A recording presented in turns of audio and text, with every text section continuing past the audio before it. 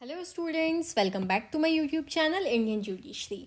आज हमारा 4th session है और आज के सेशन में हम करेंगे मोटर व्हीकल एक्ट 1988।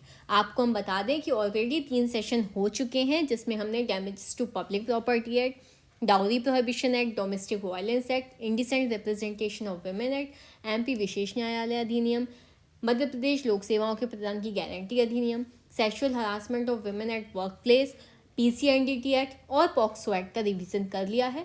आज की वीडियो में हम मोटर व्हीकल एक्ट का रिवीजन करेंगे। स्टार्ट करने से पहले कुछ इंपॉर्टेंट चीज़ें देख लेते हैं। यहाँ पर टोटल चैप्टर है इस एक्ट में 14, सेक्शंस हैं 217A, शेड्यूल है टोटल 2।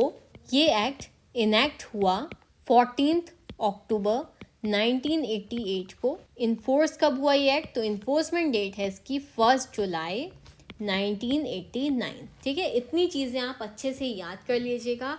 यहाँ से क्वेश्चंस आपके आ सकते हैं, जिसमें सबसे ज़्यादा इंपॉर्टेंट डेट होती है आपकी इन्फोर्समेंट डेट। ठीक है, स्टार्ट करते हैं। चलिए पहला क्वेश्चन देखेंगे। In which section golden hour defined?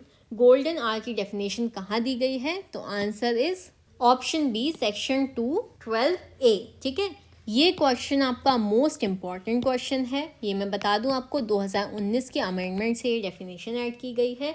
यहाँ से क्वेश्चन आपका ज़रूर बन सकता है, याद रख लीजिएगा। सेक्शन 2 का क्लॉज 12A। नेक्स्ट क्वेश्चन देखेंगे। Motor vehicle amendment act 2019 came into force on. 2019 में जो अमेंडमेंट हुआ वो किस तारीख से इन्फोर्स हुआ? तो आंसर इज ऑप्शन ए, 9 अगस्त 2019। ठीक है, मोटर व्हीकल एक्ट 1988 की इन्फोर्समेंट डेट है 1 जुलाई 1989 और मोटर व्हीकल अमेंडमेंट एक्ट की इन्फोर्समेंट डेट है 9 अगस्त 2019। ठीक है, नेक्स्ट क्वेश्चन देखेंगे। Golden hour means, golden hour का क्या मतलब है? तो answer is option A, period of 1 hour after accidental injury. ठीक है, एक्सीडेंट होने के बाद का जो 1 घंटा होता है वो 1 घंटा उस व्यक्ति की जिसका एक्सीडेंट हुआ है उसके लिए गोल्डन आवर होता है। ठीक है, ये आप कंफर्म समझ लीजिए कि गोल्डन आवर से इनमें से ज़रूर एक क्वेश्चन आपको रखा हुआ मिलेगा क्वेश्चन पेपर में। ठीक है, चलिए आ जाते हैं नेक्स्ट क्वेश्चन पे। Which pair is not correct? कौन सा पेयर करेक्ट नहीं है? तो composition of certain offence section 200 में दिया है। Compensation in hit and run motor accident 161 में दिया है। ठीक है, हिट एंड रन का क्वेश्चन आपसे पूछा जा सकता है तो ध्यान रखिएगा, सेक्शन 161 में है। ठीक है, scheme for golden hour section 162 में दिया है। गोल्डन आवर की डेफिनेशन की बात करें तो वो सेक्शन 2 क्लॉज 12A में दी है और गोल्डन आवर की स्कीम की बात करें तो सेक्शन 162 में ये दिया है। एप्लीकेशन फॉर कंपनसेशन हमें 165 में नहीं बल्कि सेक्शन 166 में दिया है और सेक्शन 165 में दिया है क्लेम ट्राइब्यूनल के बारे में। क्लियर है इतना? तो आंसर हो जाएगा यहाँ पर ऑप्शन टी। ठीक है, चलिए नेक्स्ट क्वेश्चन देखेंगे। Vehicle owner under motor vehicle act means, vehicle का ओनर कौन होगा मोटर व्हीकल एक्ट के अंतर्गत? तो answer is option C, registered owner. ठीक है, नेक्स्ट क्वेश्चन देखेंगे।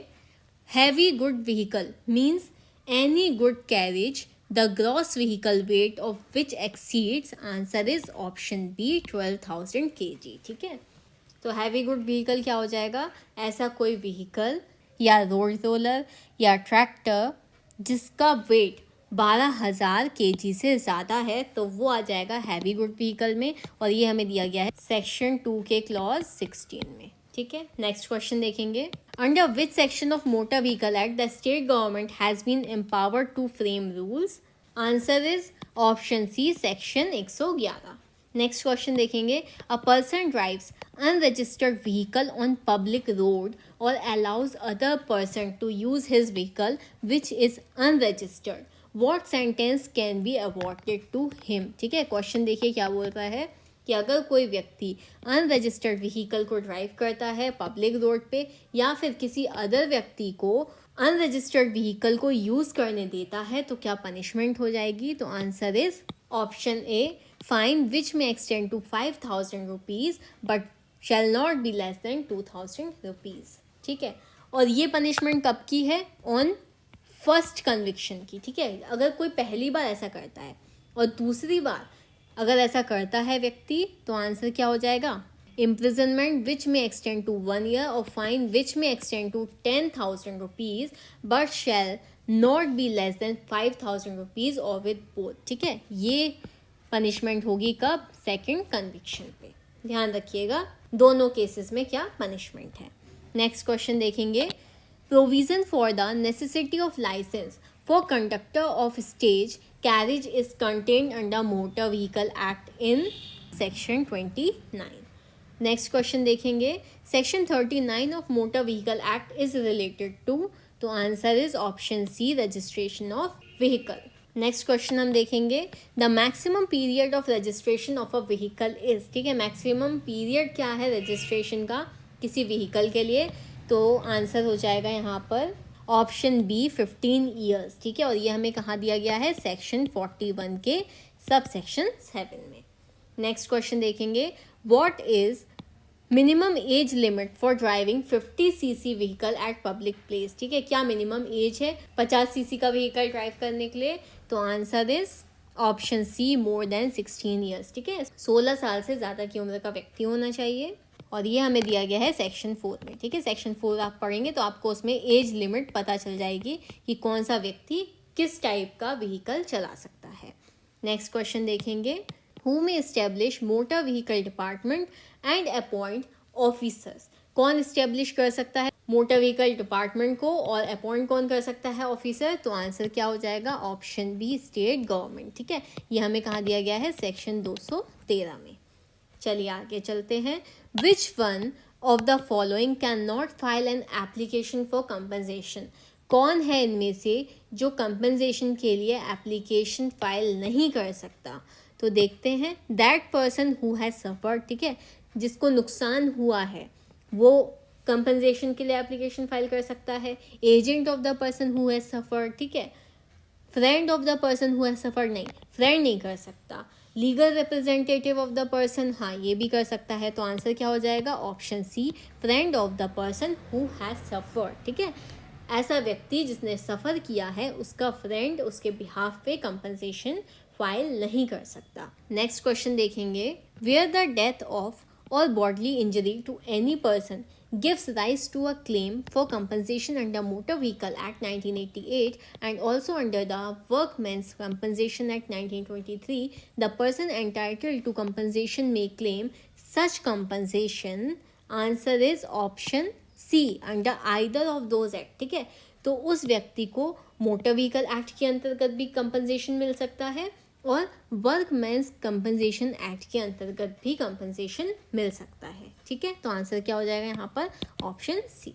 नेक्स्ट क्वेश्चन देखेंगे, in an application under section 166 of motor vehicle act for compensation on account of injury suffered by the Clement, the quantum can be determined on the basis of, answer is option E, the structured formula only.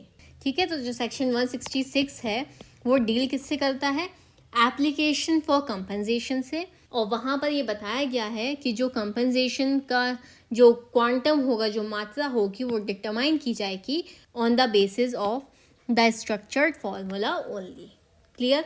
चलिए next question देखेंगे, Who of the following persons would not be entitled to make an application for compensation arising out of an accident of the nature specified in subsection 1 of section 165 of the Motor Vehicles Act 1988? ठीक है, तो कौन सा व्यक्ति जो है entitled नहीं होगा कंपनसेशन की एप्लीकेशन के लिए? तो चेक करते हैं, the person who has sustained simple injury, ठीक है, जिसको सिंपल इंजरी आई है वो एंटाइटल हो सकता है। The owner of the property entitle हो सकता है। Legal representative of the victim entitle हो सकता है, लेकिन ऑप्शन डी यहाँ पर सही हो जाएगा, a nominee of deceased entitle नहीं होगा। क्लियर?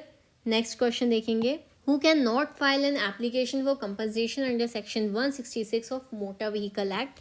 तो आंसर इज, क्या होगा आंसर यहाँ पर?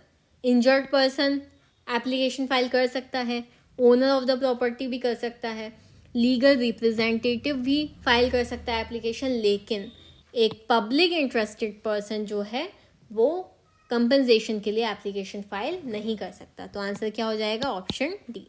चलिए आ जाते हैं नेक्स्ट क्वेश्चन पे, which of the following committee related to revamping of motor vehicles act, कौन सी कमिटी जो है वो रिलेटेड है मोटर व्हीकल के रिवैम्पिंग से? तो answer is option C, the S Sundar committee. ध्यान रखिएगा कौन सी कमिटी है, एस सुंदर कमिटी। चलिए आ जाते हैं नेक्स्ट क्वेश्चन पे। Under section 173 of motor vehicle act, a person aggrieved by an award of the tribunal can prefer an appeal to. तो सबसे पहले तो ये बता दें आपको कि सेक्शन 173 जो है वो अपील से डील करता है, और ऐसा व्यक्ति जो ट्राइब्यूनल के अवार्ड के द्वारा अग्रीव्ड है, ठीक, तो वो कहाँ पर अपील कर सकता है? तो आंसर क्या है इसका? Option B, high court. Clear? ये क्वेश्चन जो है आपका राजस्थान सीजे में भी आया है। नेक्स्ट क्वेश्चन देखेंगे। The special provision as to payment of compensation on structured formula basis under the motor vehicle act 1988 are contained in. तो जो स्पेशल प्रोविज़न दिए गए हैं कंपनसेशन के पेमेंट के लिए, वो कौन से सेक्शन में दिए गए हैं? तो option C, section 163A। Next question देखेंगे। Under section 20 of motor vehicle act, if a person is convicted of an offence punishable under section 189 of motor vehicle act, the court shall ordinarily order for, answer is option D, disqualification under the act. तो सबसे पहले तो आपको ये बता दें कि जो सेक्शन 20 है वो डील किससे करता है? Power of court to disqualify. ठीक है, क्या पावर है कोर्ट की डिस्क्वालीफाई करने के लिए? तो यहाँ पर यही आपसे पूछ रहा है कि सेक्शन 20 के अंतर्गत अगर कोई व्यक्ति किसी ऑफेंस के लिए कन्विक्ट कर दिया जाता है, दोष सिद्ध कर दिया जाता है अंडर सेक्शन 189, ठीक, और सेक्शन 189 किसकी बात कर रहा है? Racing and trial of speed की बात कर रहा है। ठीक है, तो जो कोर्ट है वो ऑर्डिनरली किस चीज़ के लिए ऑर्डर कर सकती है? डिसक्वालिफिकेशन अंडर द एक्ट के लिए। ठीक है, चलिए आ जाइए नेक्स्ट क्वेश्चन पे। Which of the following pair is not correct? ठीक है, कौन सा करेक्ट पेयर नहीं है?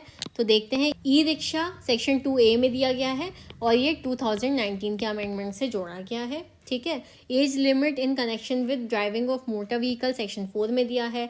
Grant of driving licence section 9 में दिया है। ठीक है, लेकिन ग्रांट ऑफ लर्नर्स लाइसेंस जो है वो सेक्शन 15 में नहीं बल्कि दिया है हमें सेक्शन 8 में। ठीक है, और सेक्शन 15 किससे डील करता है? Renewal of driving licences. ठीक है, रिन्यूअल की बात करता है सेक्शन 15। तो आंसर क्या सही हो जाएगा इस क्वेश्चन के according? Option D, grant of learner's licence. ठीक है, ये जो सेक्शंस हैं ये मोस्ट इंपॉर्टेंट सेक्शंस हैं, आपको याद होना चाहिए क्योंकि ऐसे में हमारा नेगेटिव क्वेश्चंस ज़्यादा बनते हैं। नेक्स्ट क्वेश्चन देखेंगे। How much electric power battery is allowed in e rickshaw? ठीक है, ई रिक्शा में कितने पावर की बैटरी जो है अलाउड कर रखी है? तो answer is option D, 4000 watts. Next question देखेंगे। How many CC motorcycle can a person ride after attaining the age of 16 years? ठीक है, तो मैंने आपको पहले भी बताया है कि सेक्शन 4 में एज लिमिट की बात की गई है, जिसमें ये कहा गया है कि 16 साल की उम्र प्राप्त करने के बाद कोई व्यक्ति 50 सीसी की मोटरसाइकिल चला सकता है। क्लियर है? चलिए आ जाते हैं नेक्स्ट क्वेश्चन पे। In what period learner's licence is effecting? ठीक है, लर्नर्स लाइसेंस हमें कहाँ दिया गया है? ग्रांट ऑफ लर्नर्स लाइसेंस, तो वो हमें दिया है सेक्शन 8 में।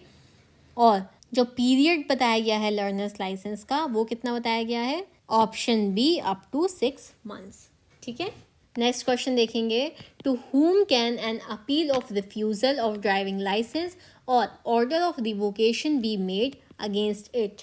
Answer is option A, prescribed authority. Driving licence के रिफ्यूजल के लिए या फिर रिवोकेशन के ऑर्डर के अगेंस्ट अपील किसको की जा सकती है? प्रिस्क्राइब्ड अथॉरिटी को। ठीक है, चलिए आ जाते हैं नेक्स्ट क्वेश्चन पे। A person aggrieved by the conflict of driving licence में appeal? Answer is option B, within a period of 30 days. तो कितने दिनों में अपील की जा सकती है? 30 दिनों में। नेक्स्ट क्वेश्चन देखेंगे। Under which section the ownership of a motor vehicle may be transferred? कौन से सेक्शन में मोटर व्हीकल की जो ओनरशिप है वो ट्रांसफ़र की जा सकती है? तो answer is option A, section 50। Next question देखेंगे। How long is the temporary registration for? Temporary registration कितने महीने तक का हो सकता है? 1 मंथ का हो सकता है। नेक्स्ट क्वेश्चन देखेंगे। In which of the following pair is not correct? कौन सा पेयर जो है करेक्ट नहीं है?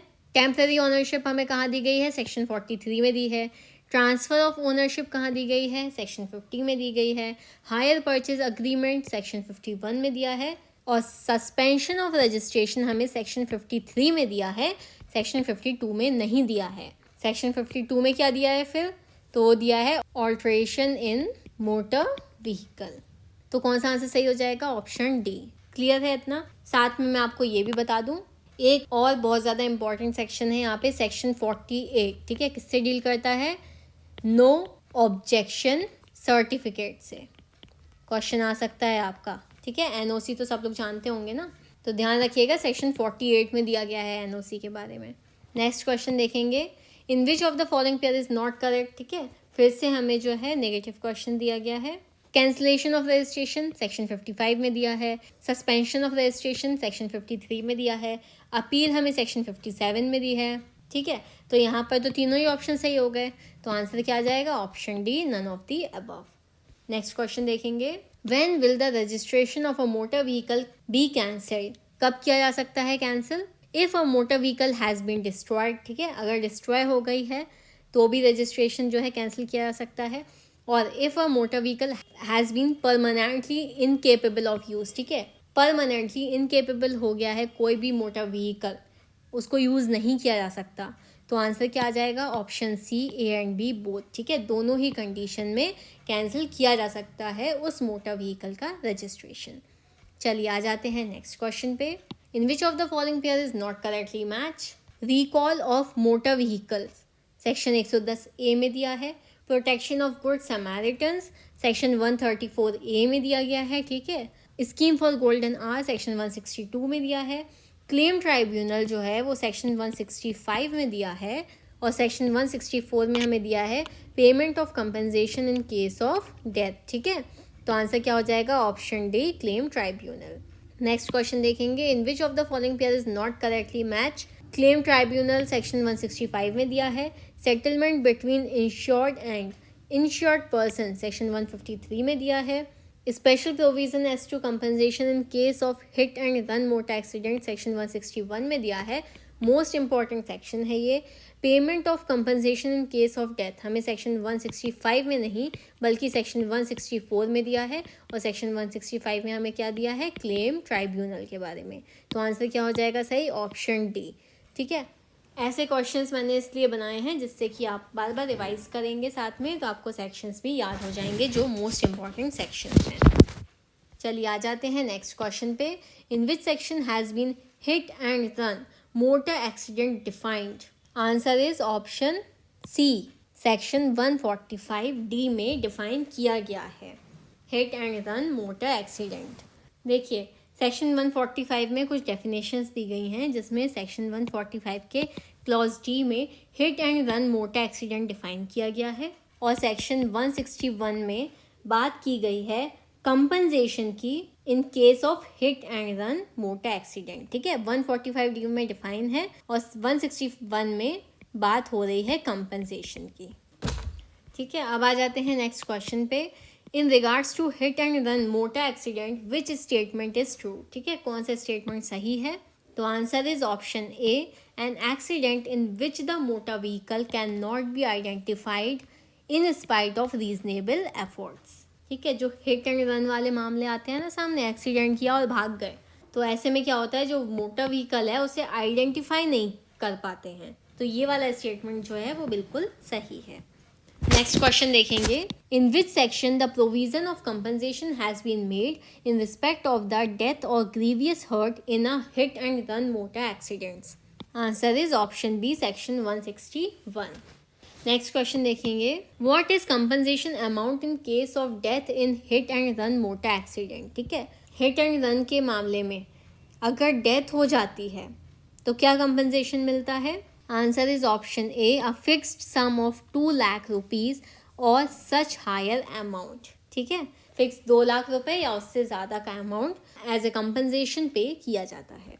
नेक्स्ट क्वेश्चन देखेंगे, what is compensation amount in case of grievous hurt in hit and run motor accident, ठीक है। तो इसका आंसर क्या हो जाएगा, ऑप्शन ए, 50,000 रुपीज़ और सच हायर अमाउंट, ठीक है।